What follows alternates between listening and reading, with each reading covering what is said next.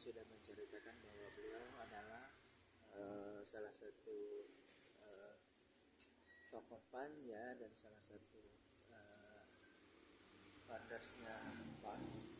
Cuma beliau akhirnya memutuskan untuk tidak berpolitik, mengurus buku yang pasti ya Kak ya. Apa? Bikin buku yang pasti Kak ya. Oh iya, karena kan begini, kalau kamu karena nyinggung masalah PAN, padahal saya sudah nggak masuk ke PAN, yang dulu pendiri PAN. Nah, saya mendirikan PAN itu dulu karena gerakan reformasi itu kan mau waktu itu kan mau menghapuskan Golkar. Jadi Golkar itu kalau itu bisa tidak ada. Tapi tiba-tiba si Bapak Tanjung merubah Golkar menjadi partai, sehingga PAN tidak bisa menjadi tunggal. Karena kan sebenarnya Golkar itu dulu kan memang memang golongan karya, golongan buruh. Artinya itu sokok gurunya itu buruh, tani, dan nelayan. Nah, tapi setelah menjadi partai kan sudah enggak. Terus yang kedua, partai-partai di Indonesia ini juga Gimana tuh menurut saya? begini, partai-partai di Indonesia ini bukan aspirasi rakyat yang sama terus bersatu terus mengorganisir diri menjadi kekuatan politik, kan bukan begitu. Tapi karena ada elit yang pengen jadi ini itu, pengen jadi presiden, pengen jadi ini, mendirikan partai. Nah, jadi partai itu sudah bukan lagi seperti yang seharusnya. Yang seharusnya kan rakyat yang mempunyai aspirasi sama disusun dan diorganisasi dalam satu partai politik untuk memperjuangkan cita-citanya. Jadi bukan seperti di Indonesia ini. Saya juga ada tulisannya partai-partai di Indonesia. Jadi ada bukunya juga. Jadi ada presiden-presiden di Indonesia, ada partai-partai di Indonesia. Nah, kalau presiden-presiden itu juga akibat dari partai. Partai itu seperti PDI itu menyatakan bahwa presiden, terus kepala daerah itu petugas partai. Jadi presiden itu tunduk pada ketua umum partai. Nah, itu di dalam hukum tata negara sebenarnya tidak benar, tapi kan pakar-pakar hukum tata negara nggak ada yang komen, menganggap itu benar. Presiden di bawah di bawah partai politik. Padahal seharusnya begitu dia disumpah, dilantik terus disumpah. Dalam sumpah jabatan itu ada dia harus berjanji untuk tidak melakukan, menerima, menjanjikan sesuatu kepada siapapun juga. Dari hubungan dengan partai politik itu putus sejak disumpah itu. Iya, apalagi dilantik dia bukan sebagai presidennya atau kepala daerahnya yang menjalankan keinginan partai atau ideologi partai, bukan. Tapi dia menjalankan amanat rakyat.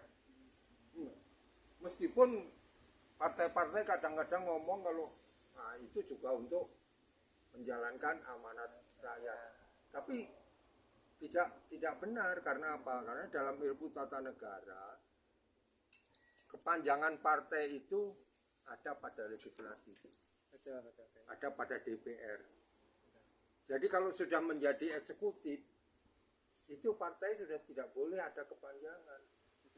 Karena kalau enggak nantinya partai politik itu di atas dari presiden, di atas ini dan sebagainya. Sebaliknya presiden juga akhirnya, atau kemarin lah yang contoh yang nyata saja, di kepala daerah, gubernur Jawa Tengah sama gubernur Bali,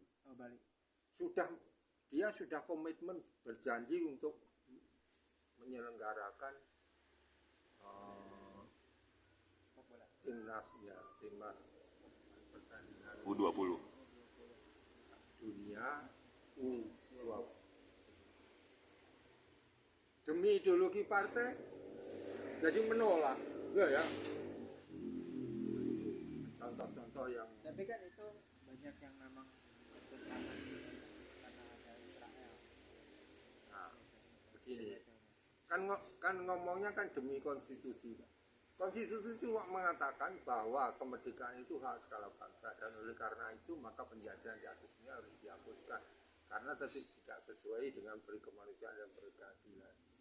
Berarti Indonesia ini harus membantu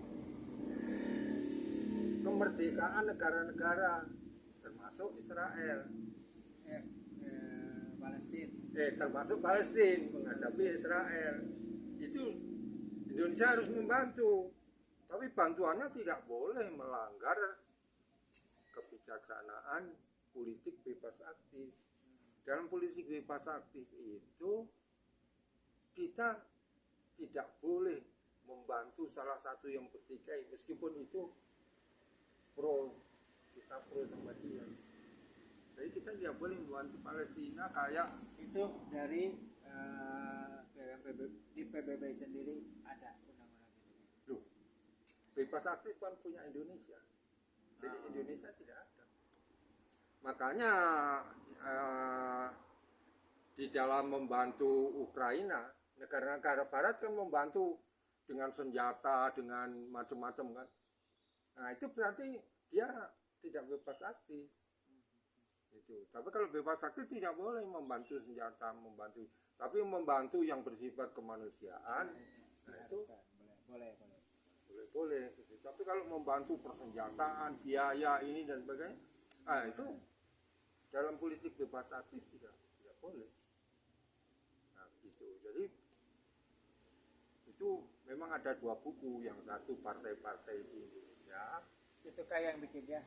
Nah, yang kedua presiden Indonesia. Presiden Indonesia itu saya istilahkan bahasa Yunani, bahasa Perancis, L'État itu negara adalah saya. Karena apa? Presiden Indonesia kan memang dia punya dua fungsi. Satu sebagai kepala eksekutif. Layarnya di tap-tap, di sharing. Satu sebagai kepala eksekutif, yang satunya kan kepala negara. Nah, di Indonesia undang-undangnya tidak mengatur kapan seseorang itu menjadi kepala negara dan kapan kepala eksekutif. Nah, seharusnya di dalam konstitusi itu sudah ada, misalnya dalam memberi tanda-tanda kehormatan, bintang jasa, menyatakan perang dengan negara lain, itu presiden harus mendapat persetujuan DPR. Nah, jadi kalau mendapat persetujuan DPR, nah itulah baru sebab presiden selaku kepala negara. Nah, penegasan itu dalam konstitusi tidak terlalu jelas gitu. Nah, tapi kita ini tidak mau memperjelas atau mempertajam bahwa presiden selaku kepala eksekutif itu berbeda dengan presiden selaku kepala negara, meskipun ada dalam satu pribadi. Nah, kalau dia kepala eksekutif tapi juga sewaktu-waktu suka-suka dia boleh jadi kepala negara, nah itu namanya negara adalah saya, adalah presiden juga. Nah itu kan susah, karena apa? Karena kepala negara berarti kewenangannya ada pada semua power. Jadi eksekutif power, yudikatif power, legislatif power ada pada kepala negara. Nah, jadi kalau kepala negara dia tidak dibedakan kapan dia sebagai kepala eksekutif, kekuasaannya menjadi absolut. Dan itulah yang terjadi di Indonesia. Tapi orang tidak mau tidak mau. Terutama pakar-pakar ya, pakar-pakar politik, pakar-pakar ilmu ketatanegaraan. Ya seperti tadi itu yang sampai sekarang ini, bahwa presiden, gubernur itu petugas partai, sehingga dia harus tunduk kepada ketua umum partai. Iya, kacau. Karena apa? Ini yang ada di negara yang satu partai, negara komunis misalnya, itu kan satu partai. Kalau Indonesia tidak boleh. Presiden itu hanya dia kepanjangan tangannya sampai di anggota legislatif, DPR. Jadi anggota DPR, komisi-komisi itu tetap berada di bawah perintah dari ketua partai. Tapi kalau sudah dilantik, sudah disumpah dia menjadi presiden atau bahkan kepala daerah, dia berhenti pengabdiannya terhadap partai. Seharusnya begitu. Oke, Nah, rekan-rekan. Sekarang kita ngobrol bisnis sama Kai. Jadi Kai juga karena beliau meskipun seorang purnawirawan jenderal, tapi selalu berpikir bahwa Kai adalah petani. Jadi memang di sini di rumahnya juga banyak pohon-pohon yang memang banyak tanaman obat, sengaja dibuat karena kecintaannya bercocok tanam. Dulu beliau sering memadu padankan anggrek, membudidayakan anggrek. Sekarang sudah terlalu sepuh dan ya mungkin waktu dan tempatnya juga memang belum memungkinkan. Nah sekarang waktu itu kemarin kita sudah membahas tentang budidaya ulat sutra kayak budidaya tanaman murbei dan ulat sutra untuk mendukung industri garment, industri tekstil yang sekarang ini lesu karena dikuasai Cina. Sebenarnya bukan dikuasai Cina, lesu karena daya beli. Indonesia ini industri manufakturnya itu tidak didukung oleh bahan baku dari dalam negeri. Nah, ini bertentangan dengan sejarah masa lampau bahwa suksesnya penjajah Hindia Belanda, sehingga negara Belanda menjadi kaya dan mampu membayar hutang-hutang akibat perang dengan India dari pengembangan perkebunan sebagai bahan baku industri-industri. Nah itulah. Nah, kenapa Indonesia ini kok dijadikan oleh Hindia Belanda menjadi penghasil bahan baku industri di seluruh dunia? Karena Indonesia itu yang pertama, memang tanah yang subur dan datar terbatas, tapi sepanjang tahun mendapatkan sinar matahari yang bisa mengolah klorofil gitu. Nah, tanahnya gitu ya, untuk bukan. Jadi sinar matahari itu yang sangat penting untuk tanam-tanaman dalam mengolah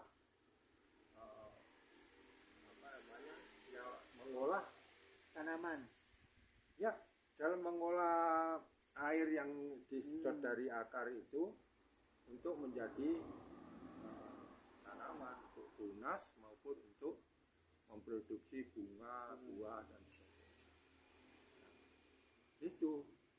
Nah, yang keduanya, Indonesia ini berada di antara dua samudra, India sama samudra Pasifik.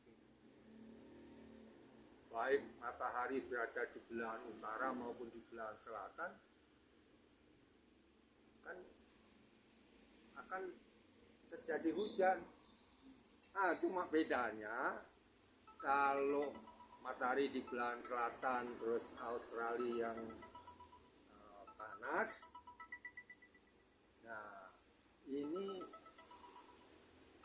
uap air yang jadi awan itu dari Samudra Pasifik, berarti Indonesia bagian barat musim kemarau. Ya. Nah, sebaliknya kalau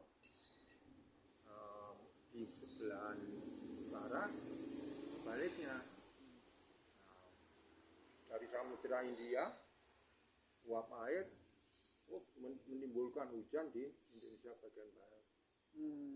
Jadi kita ini sepanjang tahun juga mendapatkan hujan.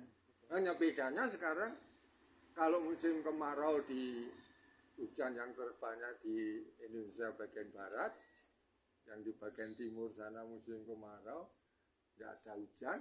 Nah sebaliknya kalau di bagian timur sana penghujan, sebelah barat musim kemarau. Nah itulah di dalam bisnis. Di dalam bisnis Indonesia ini harus menjadikan pulau-pulau yang dari barat sampai ke timur tadi ada poros, sehingga hasil tanaman dari Indonesia bagian barat kalau sedang panen segera bisa disebar ke Indonesia bagian timur. Kenapa saya bukan hanya perkebunan saja? Karena memang seperti kemarin telah saya sampaikan bahwa kita selama 350 tahun dijajah oleh pemerintah Belanda, itu rakyat sengsara dan menderita karena kekurangan sandang, pangan dan papan. Dan kemarin saya sudah mengundang itu, sehingga banyak gugur pahlawan-pahlawan kemerdekaan. Tetapi karena waktu itu masih belum bersifat nasional, ada Pangeran Diponegoro, ada Imam Bonjol, ada, sehingga Jawa Timura, sehingga mengalami kegagalan. Setelah kita bersatu, maka kita bisa merdeka. Ya, tapi para pendiri negara tadi, cita-cita luhur tentang bahwa kita merdeka itu untuk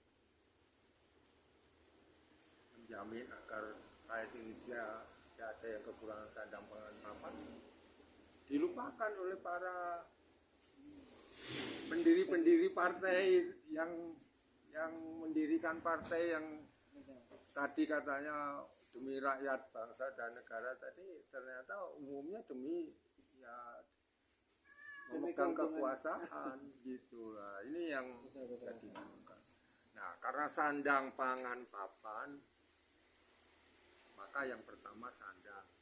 Nah, sandang ini memang bahan bakunya yang pertama dari kapas, yang keduanya dari sutra, dari sutra. Nah, sutra ini, ulat sutranya itu makanannya adalah daun murbei. Nah, daun murbei ini kan tanaman. Ya. Nah, cuma kalau petani suruh menanam murbei, kemarin sudah saya jelaskan kan, nggak mau karena kan nggak ada harganya. Ya, nggak bisa dijual. Tidak kan. bisa dijual. Nah, jadi harus budidaya sutra. Nah, oleh karena itu, kalau kita mau mengembangkan sandang, Ulat sutra. ya ulat sutra itu harus mau mengembangkan tanaman murbei. Nah, kalau mau mengembangkan kapas, kondisi di Indonesia Lahannya beda. berbeda dengan di daerah yang 4 musim. musim semi, musim gugur. Nah, kapasnya semua tinggal dipanen saja gitu. Ya. Nah, kalau di Indonesia kan tadi matahari sepanjang tahun, hujan sepanjang tahun, Keburu gosong. tumbuh terus anunya. Jadi tanamannya itu vegetatifnya. Bukan Makanya generatif. tidak bisa kapas di Indonesia. Bukan tidak bisa, tidak efisien juga. Tidak efisien. Gitu loh. Sehingga petani juga tidak mau. Gitu. Nah, tapi yang lebih anu lagi, yang lebih menyedihkan lagi, seperti kemarin saya sampaikan, ternyata industri garment benang sutra yang ada di Indonesia, khususnya di Sulawesi Selatan, itu bahan bakunya membeli dari RRC. Jadi kokonnya, jadi bahan bakunya Tapi kan dari kokon. RRC sendiri tidak memproduksi ulat sutra. Loh, dia justru dia mengembangkan Ulat sutra mengembangkan ulat sutra, gitu loh. Karena Nah, memang harganya yang mahal nantinya. $7 per kilo. Bukan, maksudnya setelah jadi bahan jadinya Setelah kan sutra, mahal yang paling sekali. mahal. Jadi Iya. dari semua kain itu yang paling mahal Ya, memang sutra, betul. karena halus tipis dan sesuai sama kondisi Indonesia yang panas, berhawa panas sebenarnya. Sebetulnya ya kalau Iya. sutra asli ya. Nah, kalau wool atau kapas tadi ya memang untuk yang berhawa dingin, jadi bisa hangat. Dan Indonesia kebalik, harusnya malah sutra. Itulah makanya saya bilang seperti itu. Terus yang kalau pangan udah tahulah bahwa Sebentar kalau kalau murbei itu berapa lama untuk menumbuhkan pohon murbei? begini. Jadi murbei itu tumbuhnya memang cepat. Nah, tapi karena tadi saya sudah menjelaskan bahwa kalau petani suruh nanam murbei ini tidak efisien, maka di Indonesia ini bagusnya itu murbei itu hanya sebagai tanaman pagar. Nah, oleh karena itu sebaiknya itu kebun-kebun sayur di dataran tinggi yang ada di seluruh Indonesia itu Banyak, di kita banyak. kan banyak. Nah, tapi Untuk di Jawa Barat banyak sekali. tapi tanahnya tidak dibuat sekat-sekat, tidak dibuat teras-teras ring. Ya. Nah, sehingga menimbulkan kerusakan ekosistem dan kelestarian lingkungan. Nah, itu. Harusnya berumpah. Nah, harusnya dibuat sekat-sekat. Nah, sekatnya itu ada pematang atau tanggul. Untuk murbei. Nah, tanggulnya itu ditanami murbei secara rapat kayak pagar. Nanti dipotong setiap bulan dipotong. Potong tunas, potong lagi tunas. Makin lama makin banyak tunasnya. Nah, tunas itulah yang nantinya daunnya ini yang dimakan Dimakan oleh ulat sutra. ulat sutra. Nah, jadi berarti si ulat sutranya ditabur di si pohonnya gitu kayak enggak. Nah, ya enggak. Nanti kalau ulat sutra Enggak, ditabur di dicabut pohonnya kan daunnya. ya.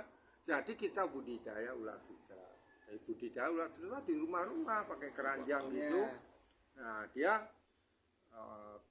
telur ulat sutra ditaruh di keranjang terus menetas Baru dikasih 1 minggu sudah menetas. 1 bulan udah panen kokon.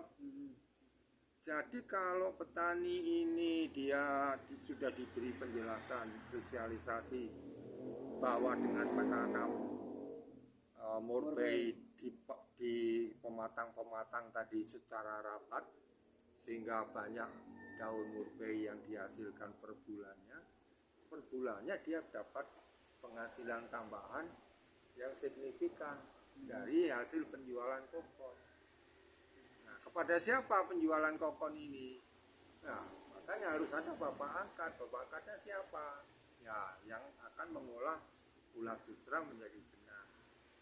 Nah, fungsi bapak angkat tadi itu dia ada 3. Yang pertama, dia harus membuat cernakan kupu-kupu yang menghasilkan ulat sutra. telur. Telur. Nah, telur ulat sutra tadi yang dibagikan pada petani. Yang kedua, menyiapkan bibit yang dibagikan pada petani juga. Yang kedua, yang ketiga, membeli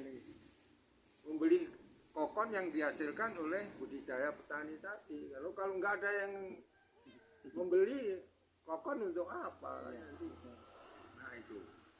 Nah, tapi karena tanaman murbei yang ditanam di pematang-pematang setelah setelah dataran tinggi dibuat teras-tereng, penataan tanahnya itu harus kerjasamanya dengan Pemda.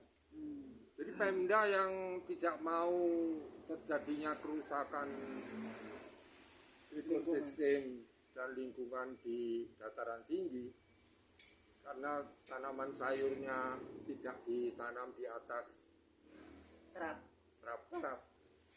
itu Pemda yang harus punya keberanian di sana. Ya, sementara petani juga bisa dijelaskan bahwa kalau tidak dibuat terasering, maka jika terjadi hujan, tanah yang baru digemburkan tadi akan mengalir ke sungai. Lama-lama lapar pupuk karena semakin gersang tanahnya.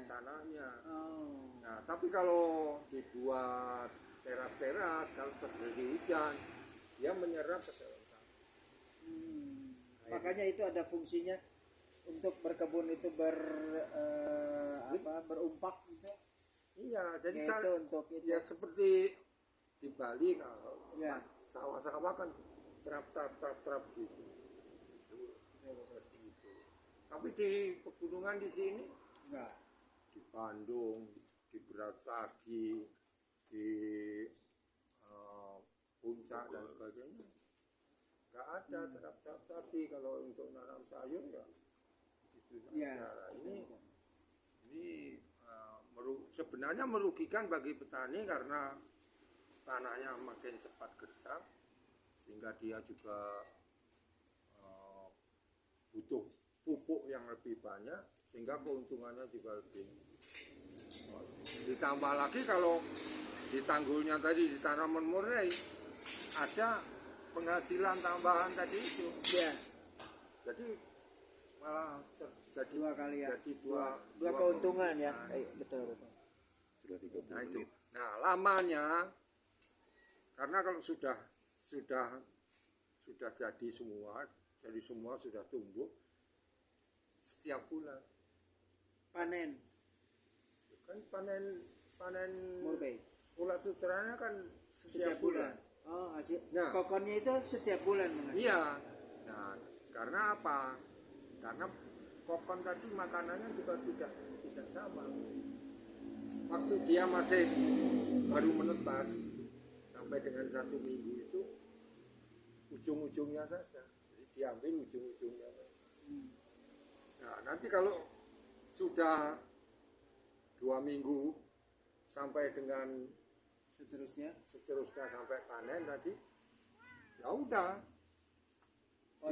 dipotong tunasnya tadi itu rantingnya dipotong, tetap jadi ya dibrukkan di keranjang tempat ulat sutra dipelihara tadi, udah nanti dimakan keras